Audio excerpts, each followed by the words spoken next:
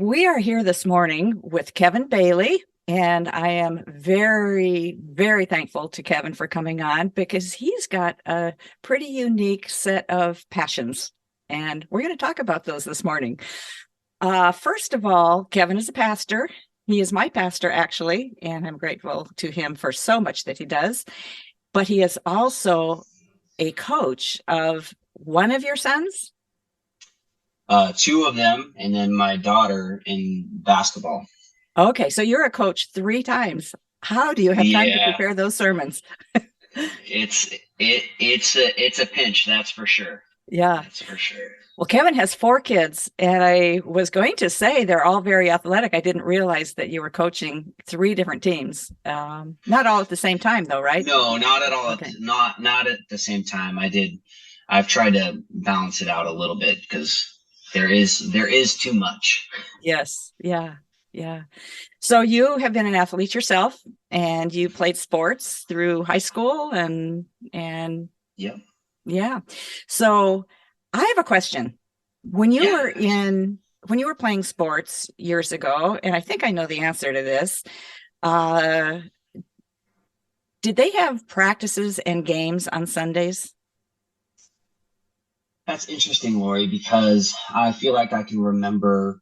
Uh, I think I'm 40 now, so I'm in a time spot where there was part of my upbringing where that didn't exist, and then it did start to exist.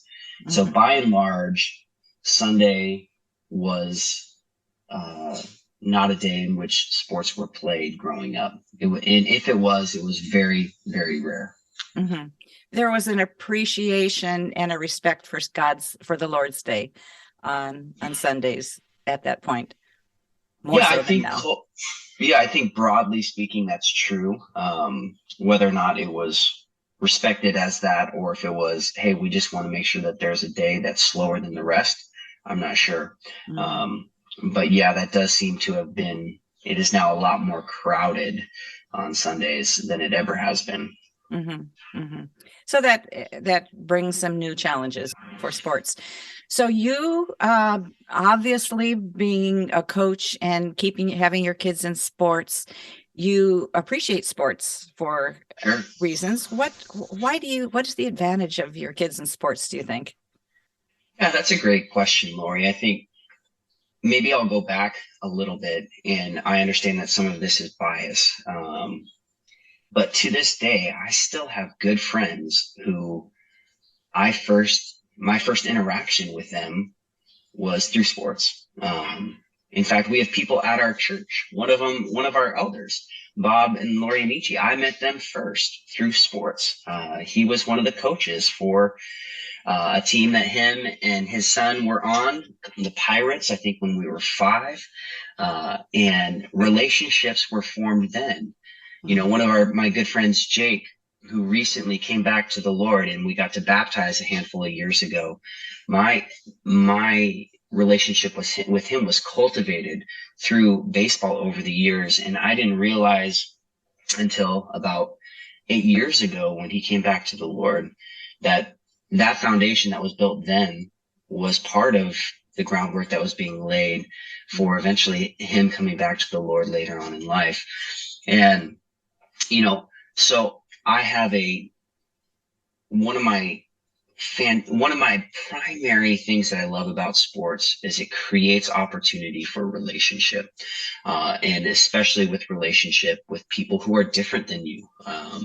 And so that's something that I really appreciate about sports. And so to this day, every time I pull my teams together in the first, 2 or 3 um, practices that we have, I circle everybody up, and I kind of treat it like the beginning of a community group. And I let each of them know. I tell them my story a little bit. I remind them that, hey, some of the people that I played baseball with, similar to this, at your age, I'm still friends with today. Mm. And this sport has a way of being a conduit for us to actually grow together become friends together. And so I make sure every single person on the team knows every single name of everybody on the team. I make sure that everybody on the team knows something unique or quirky about another person on the team. And so I'll say, hey, everybody introduce yourselves, say who you are, make sure you say it loud enough so everybody can hear. And, tell us what school you go to if you go to school. Not if you go to school, they all have to go to school. It's just homeschool, private school, or charter school here. And then I normally will ask some sort of question that's pertinent. One of my silly regular ones is like something simple, like what's your least favorite vegetable? And one of the reasons I do this is because there are so many times when kids, especially in their primary years between 5 and actually really all the way up to 14, my oldest is 14 right now, they often don't know how to talk to adults very well. And so I'm an adult most of the time. And I want to make sure that they can communicate with me, but also they don't have peer-to-peer conversations as much as people would think.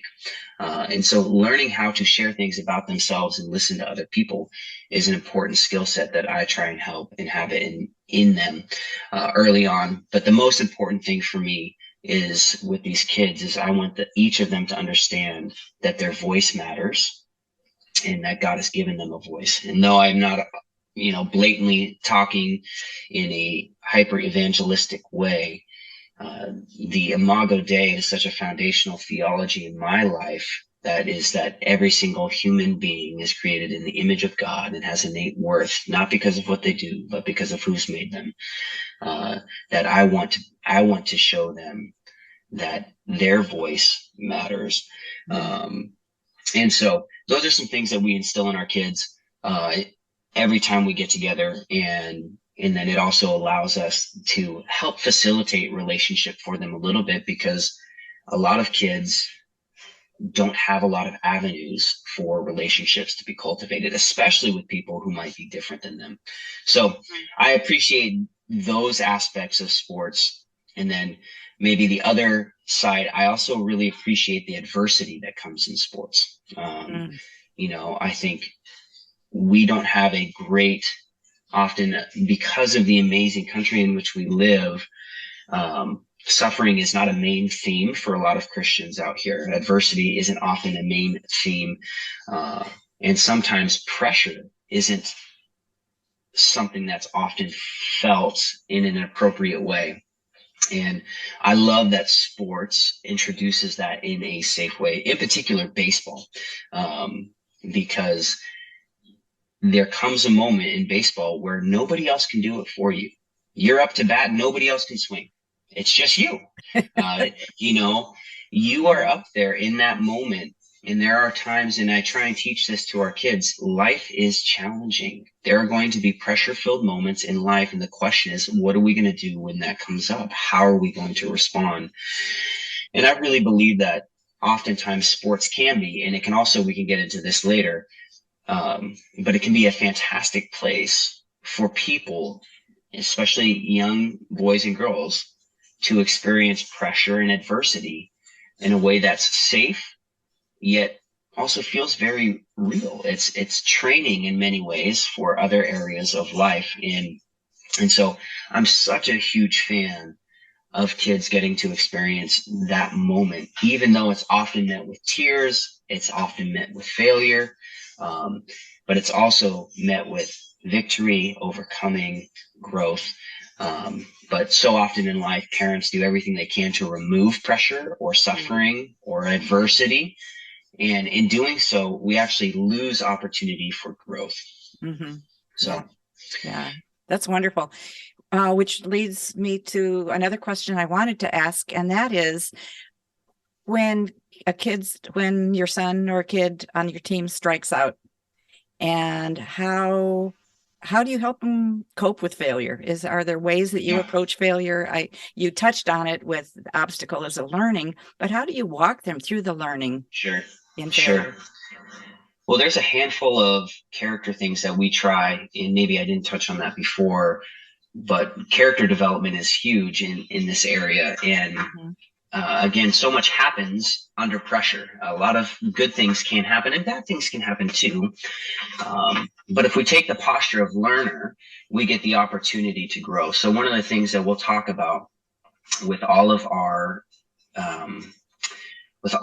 athletes is, hey, we always need to be learning.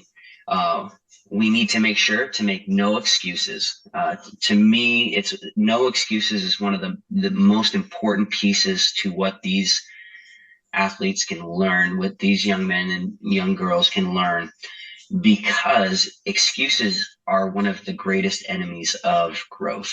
Because when I talk to our athletes, one of the things that we really try and emphasize is we are growing. We are not staying stagnant. And so when we lose or when we strike out, these can be either just bummer moments that stink, and we have the opportunity to make excuses and get upset, or whether it's the umpire, the pitcher, themselves, whatever. If they make excuses, all that it is a bummer moment, and it's a moment lost. But if we accept our responsibility in that, it's an opportunity to grow. And so, you asked the question when a kid strikes out. Now it depends on the kid. It depends on their skill level. In any sport, there are kids who are better and there are kids who are worse. And that is a reality. And as coaches, we have to not ignore that. Matters of safety come into play. If we ignore that, if we put somebody who isn't as skillful in the wrong position, they could seriously get hurt. And so we have to engage with them on their space and where they're at. So let's say it's somebody who has never gotten a hit in the season yet. They start the season and they're scooting their feet back every time the pitch goes, and they're stepping out of the box, and they start the season and they're striking out looking almost every time. Let's say in the third game, they finally stay put in the box. They still strike out looking, but I celebrate the fact that, hey, Benjamin, you're staying in the box. Good job.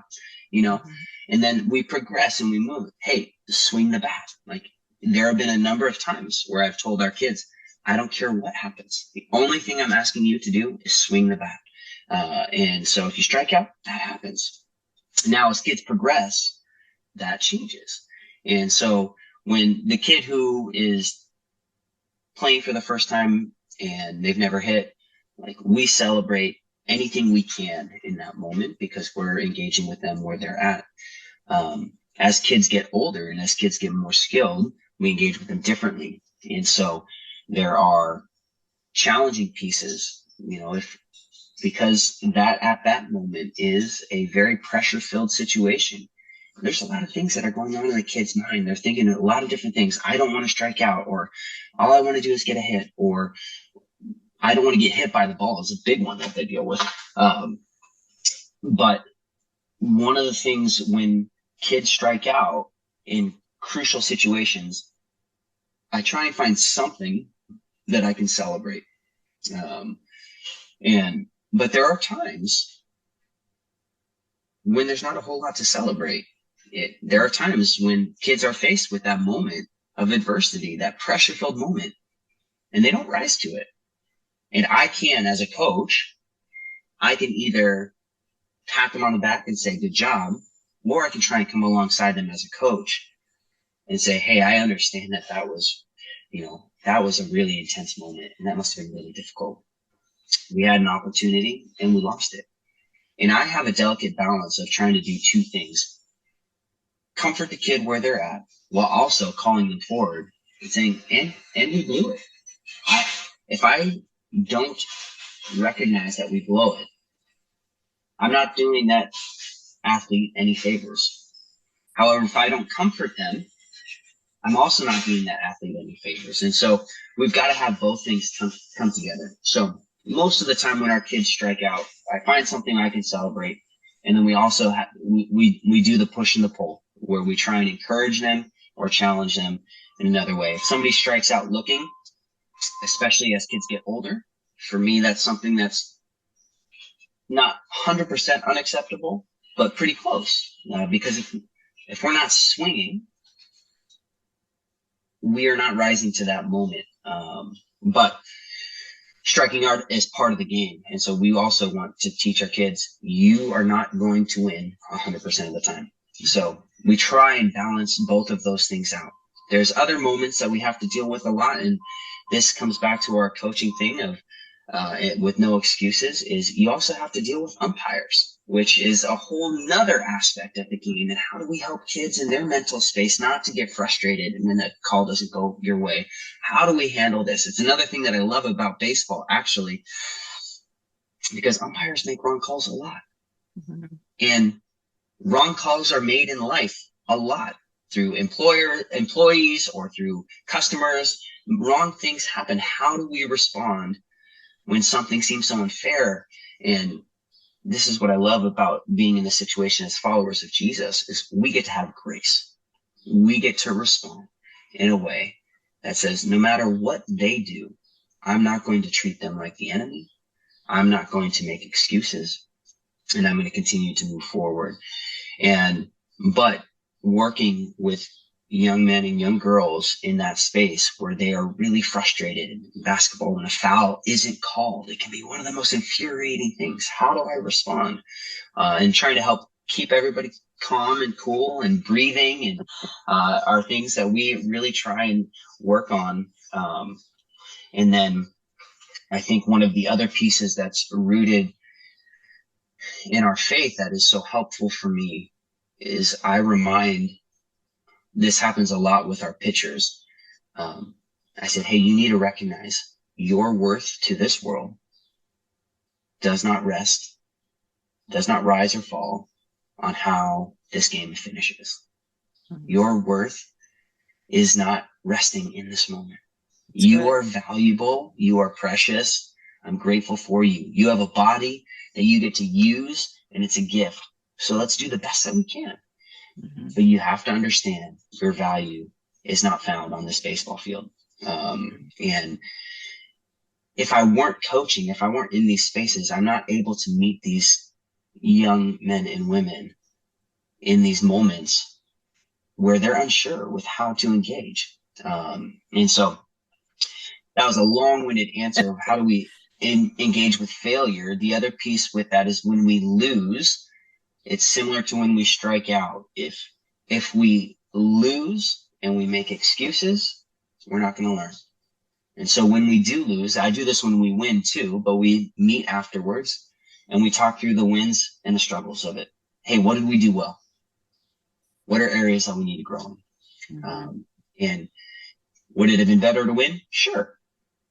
But losing is something that helps make us stronger if we are willing to take a look in the mirror, not make excuses, and recognize the areas where growth is needed. Yeah. Very good. Oh, such a good perspective.